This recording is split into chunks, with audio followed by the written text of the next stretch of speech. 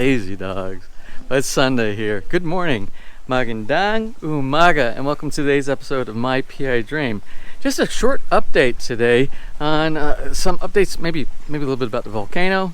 But the main thing about today, since the volcano really isn't doing too much, I kind of gave it away.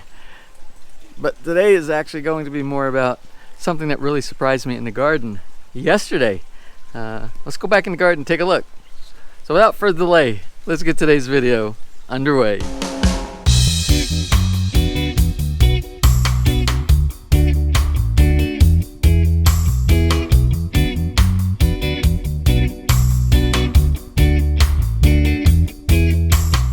Now, I was really excited when I came back here in the back garden, as I'm always excited. I'm always seeing something new. And remember the other day I said we have a few dragon fruit that need to be picked. Well, and I saw this one right here, and I thought I only really have 2 or 3 dragon fruit. But I woke up like yesterday morning, and this is insane. This is so insane. Let's count the dragon fruit. And remember, we picked all the dragon fruit just recently. We did all those videos about dragon fruit. So let's count. Let's do the Sesame Street count. Okay, 1, 2, 3, 4, 5. That one's not neither one of those, but they're coming up. So we're not going to count that. So 5 over here. 6, 7. We'll count this one because it's about ready to pick. Not this one. So that's 7. Let's go back here. This is crazy. 7, 8. This one's got to be picked. This is so ripe right now. It's going to be really tender on the inside. What did I say? 8. 2 of these almost, but we're not even going to count those. But they will be ready in about 1 or 2 days. So we're still at 8. Let's go back here. 9, 10. Not ready.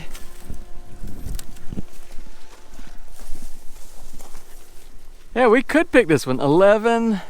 Did I say that one? I don't know if I said that one. I don't think so. 12. Not ready. So we got 12, where I thought we only had like 3. Oh, look at my pepper plants back. Oh, my peppercorn is doing so good back here. Look how high it's growing up on the fence line over here. Doing real good. And my crazy pepper plants, they're just growing so tall. But they're straining for the light. That's why they're so tall, because of all the grapevines up here on the top. Anyway, what did I just say? What was the number? 12? I think I said 12. So we have 12 that are ready to pick today. We're lucky. We have some family guests staying over with us right now. And what we're going to do, we'll probably make some dragon fruit with them later on. Maybe dragon fruit lemonade. Because I picked some of the really big lemons, and I still have I think one really big, and it's super yellow. This one's not ready, but we're gonna wait until he's kind of get yellow on the vine. Look at this one. See, it's starting to get yellow right here. Ah, crazy. Oh, and I just wanted to show you one other thing. My second variety, there are actually 2 lemon trees here. I've never gotten lemons off of this one. All of these, and they're everywhere. The lemons on this tree. You can see I got 3 lemons right, 4 lemons right here. This lemon tree is just going crazy. But that's the Jurassic Park lemon, what I call the Jurassic Park lemon tree. But this is a different one. That's one trunk there, and this is another one. But I've never gotten blossoms or fruit off of the second one, so I have no idea what this is going to produce. So I'm real excited. This is our first. So I'm kind of babying this plant, make sure nobody bumps into it and knocks these blossoms off. So I'm excited to see what comes off of here. Quick update on our Cavendish bananas. Still doing. Okay, see where we are right now. We're going to come back. We're going to continue to visit this one particular banana plant here with these bananas. Cavendish, they're the real long variety, more like the Chiquita bananas that you see in the grocery store in the US. Now, I think, if I remember correctly, around 70 days, I have to go back and take a look. But we're about halfway there. So you can still see they're still a little thin, but they will start getting a little bit fatter, a little bit longer, and we should have some banana about a month. I'm going to say about a month from now. Now this is our new sun-kissed orange tree right here. I want you to see, look at all the new growth here. I put very little fertilizer when I put it down, just a little bit of 14, just sprinkled to get it started. But all this new growth right here, and I trimmed back. You can see I trimmed back on the main trunk down here. Okay, and this is a graft.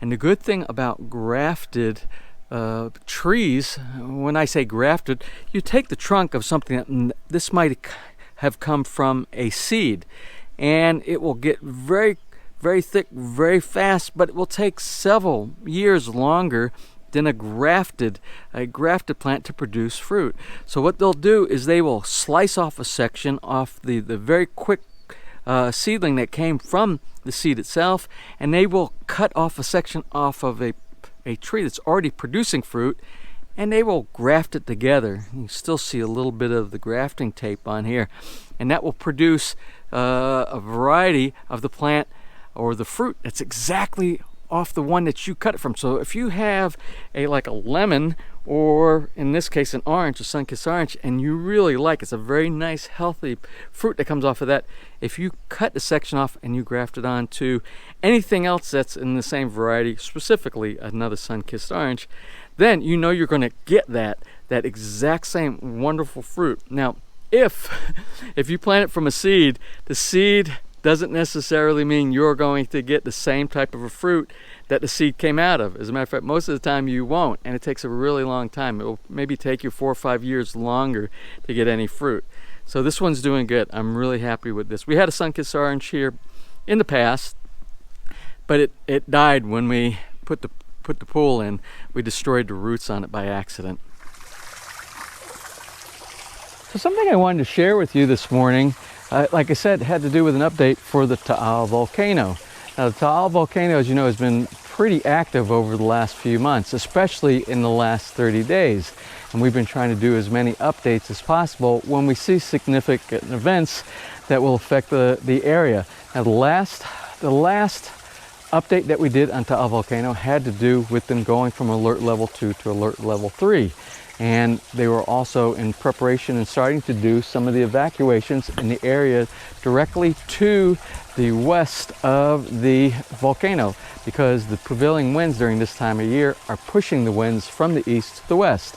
That's why with all of the sulfur emissions, the sulfur dioxide emissions that are coming out right now, we're not quite so affected over here because we live to the east of Taal Volcano. But for those who are directly affected, those to the west, they're being affected by a lot of these emissions, and those are the people who are there actually doing a lot of the evacuation preparedness right now as we speak. Now, as of yesterday, which was this is July, as of July 10th, yesterday on Saturday, the updates on that, there were actually a bunch of activity that went on yesterday, that being some seismic activity, meaning earthquakes. There were some earthquakes that happened yesterday. I believe there was recorded 8 earthquakes inside the area, 6 being the normal type of earthquakes that you feel above ground, and then they monitored, of the 8, 2 of those were, they call it low frequency earthquakes, seismic activity, which means there's probably some movement going on far beneath the surface of the volcano itself. All very disturbing, but what I found disturbing reading some of the information about the volcano has to do with the actual status of the land where the volcano is and around the edge of the volcano. Now, there are 2 other conditions that could be of some concern that are being done with measurement around Taal Volcano, and that has to do with the terms deflating and extension. When I say deflating, there is a deflating event that's going on where the volcano itself is deflating, meaning it's dropping down. They can measure the height of all the area around using scientific instruments, and they can tell if something is getting higher, lower, and that's what they're doing. They're finding out that the volcano is actually starting to drop just a little bit, and that's called deflating. And also the area surrounding the volcano is doing something called extension, and it's actually, and I believe it's as a result of the deflation of the volcano dropping down, it's pushing outward, it's extending out the land of the volcano, pushing in an outward condition. So that is something that could be the signs, the early signs of something else that might be happening later on. Don't know, it's really hard to predict any of this from what I understand from reading on all of the sites that monitor all the activity. So we'll continue to do updates as much as possible. If you want to see what the air quality is, just go and look in our link we have on I believe it's ambientweather.net. We are reporting from our personal weather station right there above our raised bed garden, and we'll show you the airspeed here, the amount of precipitation that we get, and even the temperature, and even, like I said, even the quality of the air. We have an air quality sensor where we do that. So if you ever want to see what the air quality is in our specific location, you can look at that. Well, anyway, I just wanted to show you briefly something that we did last night. Now here at Villa Feliz, what happens a lot of times is we get folks that just love to stop by and say hi. And sometimes when I say stop by and just say hi, a hi sometimes ends up being 5 or 6 hours worth of staying by saying a lot of highs. What I mean is, I think a lot of people that come by Villa Feliz here, they really enjoy it here. They feel comfortable, and we really like having our friends come by and spend time with us. But last night was a really unexpected event. We had a bunch of musicians that came.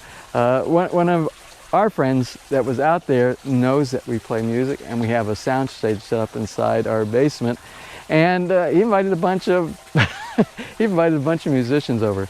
So we had a little bit of a jam session. So let's go down in the basement. I'll show you where it all started last night, and I'll show you a couple of clips, maybe some photos of what direction we kind of went in our little mini jam session.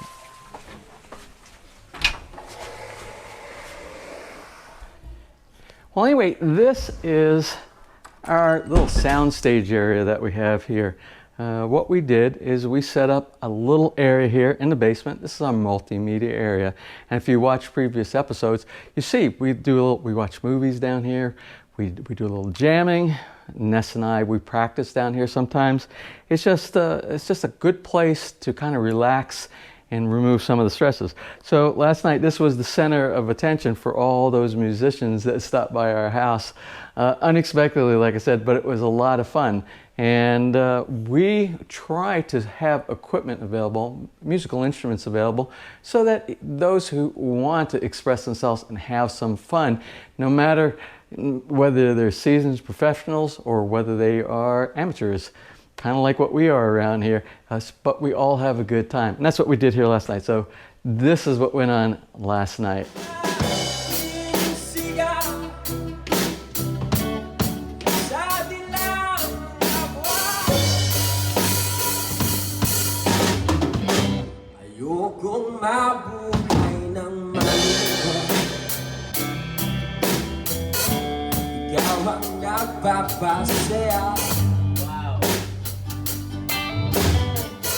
Makakasama ka hanggang sa pagtanda. Halina tayo'y umigas.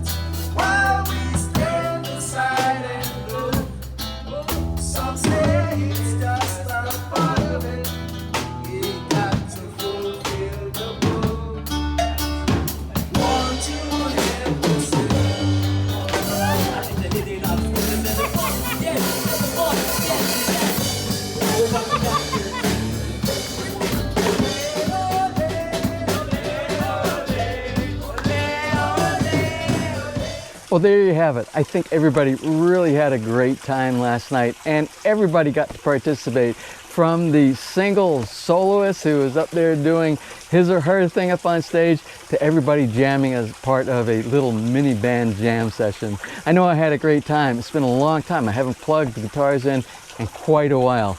So that's it. I just want to do a little bit of update today on some of the garden stuff, a little bit of an update on the volcano, because we have a lot of OFWs around the world that kind of rely on our channel to kind of give the reality of what's going on with the volcano.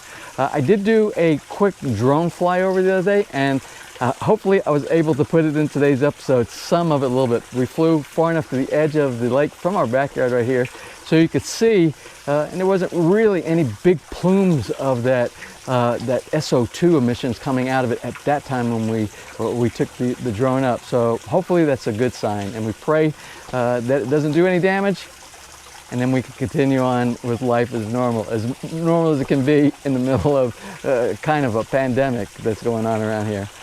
Well, thank you for stopping by today's episode. I hope you enjoyed it. And if you did, please give me a thumbs up. Please share. And if you have not subscribed, just click on that little MyPI Dream heart in the bottom right-hand side of your screen. You'll be subscribed. And if you ring that bell, you'll be notified next time I upload a new video.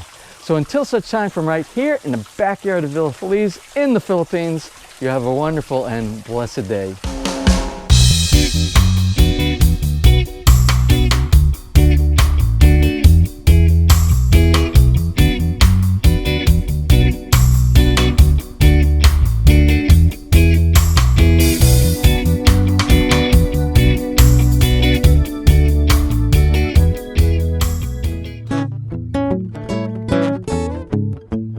If you enjoyed today's episode and you would like to see more just like these, just click on one of the helpful links over to your right and you might be able to pick up on some good information on DIY projects, how to, or if you are interested in moving to the Philippines and building, you'll find answers there as well.